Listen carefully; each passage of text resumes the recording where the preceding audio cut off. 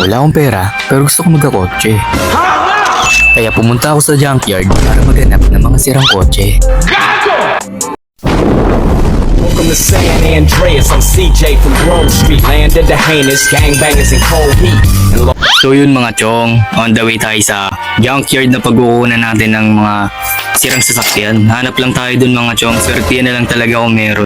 Mapapahis natin at gagawin nating sports car. So yung junkyard na dito mga tol, nakalokit lang yan malapit sa Mount Chiliad.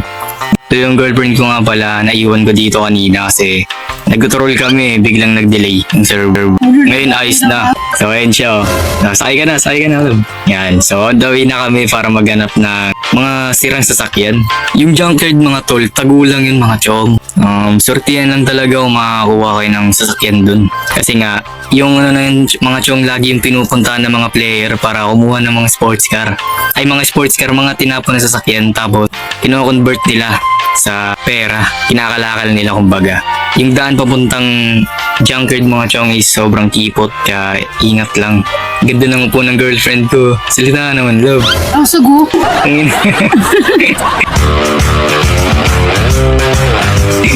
Sagwang puta. Kumakain kasi siya ng shake. Hindi na kain ba ito iniinom mo?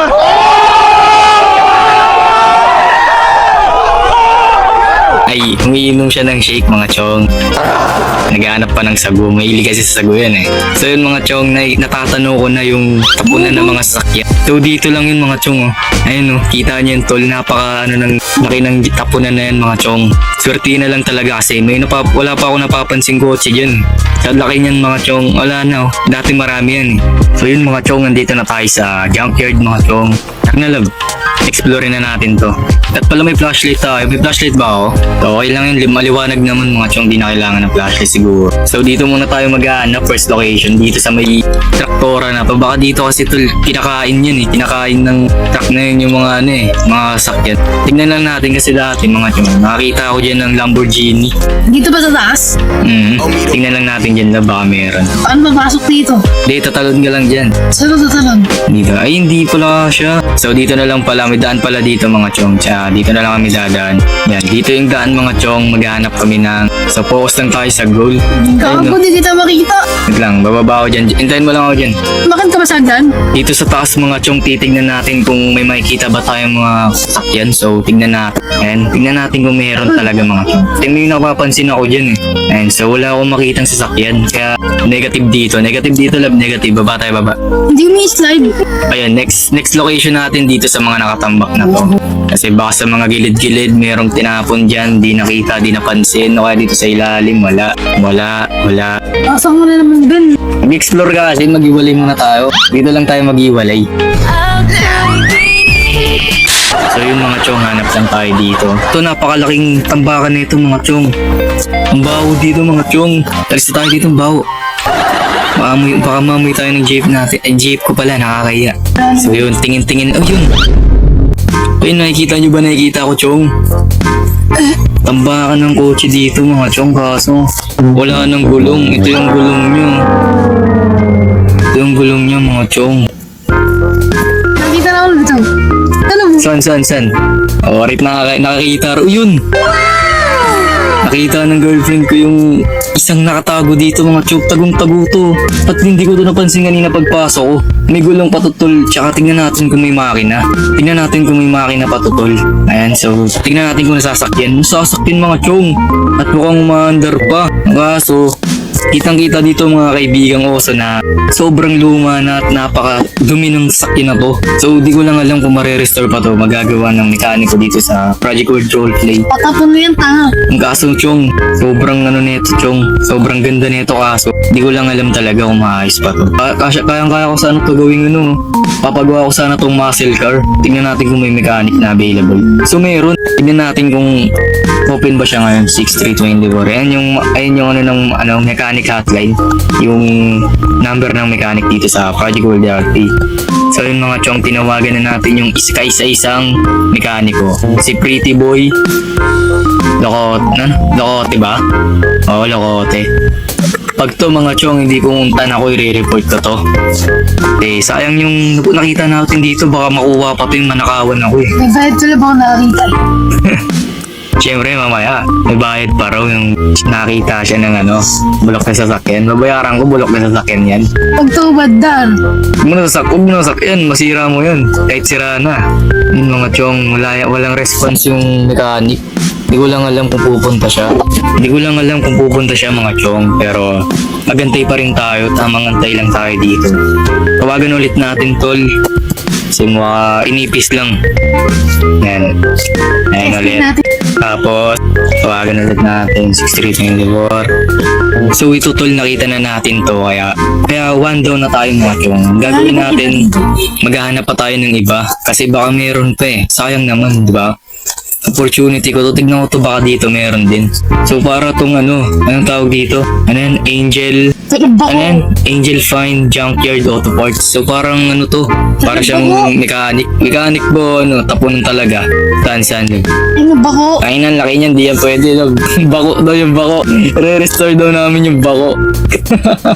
So yun, may nakita tayo ditong van. Ay, akala ko van, bahay pala. Sorry. Ay, hindi, ban. So ito yung gulong ng mga sirang sasakyan dito. Kasi hindi natin ito masasakyan mga chong. Gawa ng wala ng makina tsaka wala ng mga gulong. Asan? So, hanap pa tayo mga chong. Baka dito sa gilid-gilid meron pa. Tingnan natin dito. Yan, wala. Wala tayong nahanap mga chong. Kaya balik na lang tayo dun sa nakuha natin. Kasi mukhang mas ayos pa yun eh. Pangit. Itong bakuna to, pwede to eh. Pero wag, di na gumagalaw yan. Stock up na yung mga parts niyan. Sobrang laki niyan, malaki magagastos ko dyan mga chong. Siyempre, isa lamang akong hamak na citizen dito sa syudad at may mansion akong isa lang. At simpleng buhay lang mga chong. So wala pa rin yung mekaniko, walang response. Di ko alam kung matutuloy itong pagpapapahayos. Kasi siguro, in-next video ko na lang to. Bad news mga chong. Nag-offline yung mechanic. Mukhang hindi natin matatapos to ngayong video na to. So, siguro mga chong, nakahanap naman na tayo ng kotse sa agenda natin na to ngayon. Dito ko na lang muna siguro tapusin yung video mga chong. At kung nakaabot kayo dito mga chong sa part na to, ay huwag nyo kakalimutang mag-subscribe at mabuhay kayo ng matagal. So mga chong, nakaisip pala ako ng ideya na kasi may naman ako, may repair kit ako tsaka meron akong experience sa pagmimekaniko. Siguro kaya ko itong i-troubleshoot kasi nakita naman natin na may makina siya mga chong at umaandar pa. So tignan lang natin kung kaya ko siyang ayusin. So tignan natin kung kaya natin ayusin mga chong. So, tignan muna natin yung makina niya. So yun mga chong, inopen ko na yung hood ng rusty car na to at titignan ko yung mga makina mga chong kung maayos pa. So yun mga chong, tinignan ko kung ayos pa ba yung mga makina na ito kasi nga sobrang sira na nito at sobrang luma na nito mga chong. So ang gagawin naman natin mga chong, dahil wala namang ako nakitang hindi ko kayang ayusin, ay titignan naman natin yung mga wires niya sa loob kung ma-under pa ba to. So yun mga chong, may nakita akong medyo problema lang naman. Siguro kasi yung wire niya sa apakan ay sobrang sobrang luma na, kaya kailangan ko muna siguro magpalit ng wire nito. So hanap tayo dito, baka meron silang siguro dito sa cable na ito tol, kaya kong patulin to pre. So tingnan natin. So yun mga chong, puputulin na natin yung tinawag pa ako ng shota ko parang tanga. Dito sa gilid ko kasi tinatawanan yung RP ko eh. Tuwanan yung RP ko, love. So yun mga chong, nakuha na natin yung wire ng dito sa makina na to. Hindi ko alam kung yan. Kaya punta ako dito para ikabit yung makina, yung wire na nakuha ko para simulan natin ayusin tong kotse na to. So yun mga chong, nakabit na natin yung bagong wire dito sa apakan ng kotse na to. So yung gagawin natin mga chong, ay ayusin na natin. Subukan na natin siyang ayusin. So tingnan natin kung maayos ko siya gamit yung repair kit na binili ko sa kaibigan kong mechanic. Yun! Sa wakas mga chong, nagawa ko siyang paandarin. At naayos ko yung makina niya mga chong. Tingnan natin yung engine niya kung papalag pa ba kasi alam ko tunuglatan na to eh. Ayun mga chong, nagawa ko pang buksan yung engine ng sira-sirang sasakyan na to. At grabe mga chong, mga kaibigan ko. So kita nyo naman na umaandar pa at good quality pa to mga chong. Jackpot tayo dito sa junkyard na to. So tignan natin mga chong kung kaya niya yung iangkas yung girlfriend ko kasi sa aming dalawa to eh. Sports car namin to eh. Kahit ganyan yung tsura niyan mga tol, gagawin kong sports car yan mga tol. Tignan mo naman, tagilid yung gulong oh. Tagilid yung gulong niya mga chong, pero grabe ang bilis niya mga chong. Jackpot na jackpot talaga mga chong. Siguro dahil dun sa wire na kinabit ko kasi parang galing yun sa ano eh. Sa kargado ng makina mga chong eh. Yung wire na yun. So siguro babalik tayo sa ano, pinanggalingan natin para i-check na natin yung babalik na tayo sa pinanggalingan natin para pumunta tayo sa mech shop tas ipagawa natin to. So siguro ang ipapapalit ko dito sa ano niya, yung kulay niya, yung style niya, halos lahat mga chong. Papapalitan ko yan kasi ayoko ng pangit mga chong. Ayun na pink. Ay, ng pink yan. Di na, bilhan na lang kita ng bago. Bilhan na lang kita pink na ano, sakyan. Sports car pa ako, di ba? Ewan yan, buli kami motor. Pangit ng motor mo eh. Hanap na lang tayo love sunod ng ano, rusty car ng motor. So sa junkyard din siguro namin mahanap yun yung sirang motor naman. Kasi paborito talaga ng girlfriend ko yung sirang motor.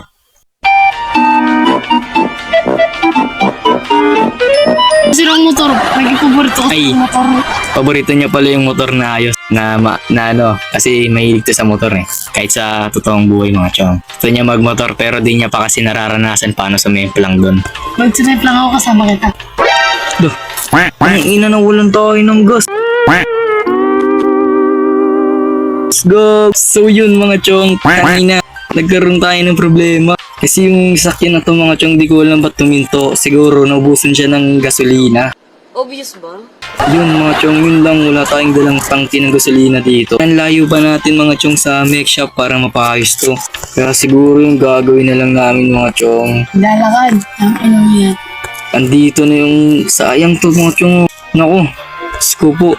Di ko alam kung anong gagawin ko mga chong. So siguro try nating humingi tayo ng gabay sa ano, sa mga anghel para magkaroon tayo ng gas. Dadasal lang tayo dito mga chong. Magdadasal tayo dito mga chong. Tamang takbo kami dito mga chong habang sinisermonan ako ng girlfriend ko kasi gusto niya magmotor eh, kaso cancer to mag-drive. Dito marunong mag-drive eh. Pakatapala mo bonggo. Eh, ayaw naman kitang madisgrasya, alam mo yun, love. To, may refillan ng ano dito, sayang di tayo umabot ng gas dito. Sayang kahit isang tangke lang sana ng gas oh. Di ko lang alam kung pwede sila kasi walang bantay eh. Wala ba? Yun lang mga chong, ang layo pa nung rusty car na yun, babalikan pa natin yan mamaya. Pong. Ang boring eh, umatak mo eh. Wag, mahal kita eh. Ayaw kitang masaktan eh. Tara na. Yung isang barilan lang talaga, punta ka talaga sa kabilang buhay, pra. Mapupunta ka na sa bilang bahay. Loko ka ba? Sayang mga chong, unti na lang ng mechanic dito. Ang unti na lang pala ng distansya ng kotse natin sa mechanic shop. Di pa natin napuntahan. Ngayon, nung inababasa na akong mechanic mga chong, ang unti na lang talaga, sayang talaga mga chong. Di ko napansin, sana bumili pala ako ng fuel. Di ko lang talaga napansin. Tsaka, di ko naman inakala na mawawalan. Ay no, meron din ditong refillan mga chong, sayang par. Saan makabili ng ano dito? Wala yata. Tara na lab. Mata mo lang mag-aaral. Labi ako mag-aaral. Tamad ka talaga eh. Ang kapal ng mukha mo. Nagsalita ka. Hindi ako tamad eh. Tamad lang. Ay di, tamad tuloy. Hindi ako tamad pre. May sakit lang kasi talaga ako. Sakit sa pag-iisip pa. Ano yun dun? Labong mga ganyan na buwili-wili lang. Sobrang daming effort mga chong. Sayang talaga kung hindi namin marirefer yun ngayon. Kasi walang mechanic eh. Kulang na kulang talaga sa faction tong Project Gold Roleplay. Yun lang yung sinabi kong ano niya eh. Problema sa server natin. So dito mga chong, bibili na tayo ng gas can. Tignan lang natin kung meron. Yun meron, gasoline can 5,000. Mahal naman. 20 na liters ng gasolina. Siguro kaya na yun tumakbo saan. Kaya na nun po tumakbo ng hanggang mechanic shop. So tanong-tanong tayo sa mga citizen kung may online ba na mechanic. Ay may mechanic ko dito pre. Pero